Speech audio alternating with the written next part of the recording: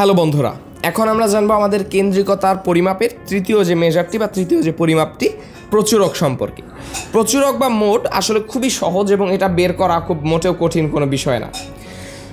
প্রচুরকটা আসলে কি? প্রচুরক হচ্ছে কোনো উপাত্ত সেটের সবগুলো উপাত্তের মধ্যে যে উপাত্তটি সবচেয়ে বেশি বার থাকে সেটি হচ্ছে প্রচুরক।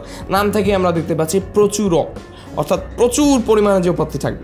এখন প্রচুর পরিমাণে থাকার জন্য 100-200 বার থাকার প্রয়োজন নেই। যতগুলো উপাদান আছে তার মধ্যে যে উপাদানটি সবচেয়ে বেশি বার থাকবে সেটাই প্রচুরক।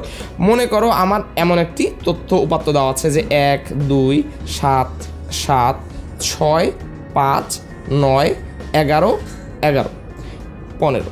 সো এই উপাত্ত সেটের জন্য আমার প্রচুরকটা কি হবে? খেয়াল করে দেখি, সবগুলোই একবার করে আছে, শুধুমাত্র 7 এবং 11 দুইবার করে আছে। তো আমরা এখানে বলবো যে 7 এবং 11 দুটোই হচ্ছে আমাদের প্রচুরক, এরা দুটোই হচ্ছে আমাদের প্রচুরক। অনেকের ধারণা থাকে যে প্রচুরক কেবলমাত্র একটা হতে পারবে না, প্রচুরক কিন্তু একাধিক হতে পারবে, অর্থাৎ কোনো উপাত্ত সেটে একাধিক প্রচুরক থাকতে পারবে। যেমন তোমার কাছে যদি এখানে আর একটা 7 থাকতো, তাহলে আমরা বলতাম এই 7 হচ্ছে আমার প্রচুরক, কারণ 7 সবচেয়ে বেশিবার, অর্থাৎ 3 বার করে আছে। 11 দুইবার আছে কিন্তু ওটা সবচেয়ে বেশিবার নেই, সুতরাং ওটা প্রচুরক নয়।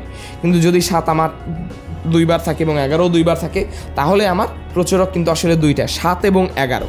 এই বিষয়টি আমাদের অবজেক্টিভের জন্য অনেকটা গুরুত্বপূর্ণ বিষয়, কারণ অনেকেই আমরা মনে করে থাকি যে প্রচুরক মানে মনে হয় একাধিকবার, মানে একটাই থাকতে হবে, অর্থাৎ বেশি প্রচুরক থাকা যাবে না, কিন্তু এমন কোনো ধারণা আমাদের নেই।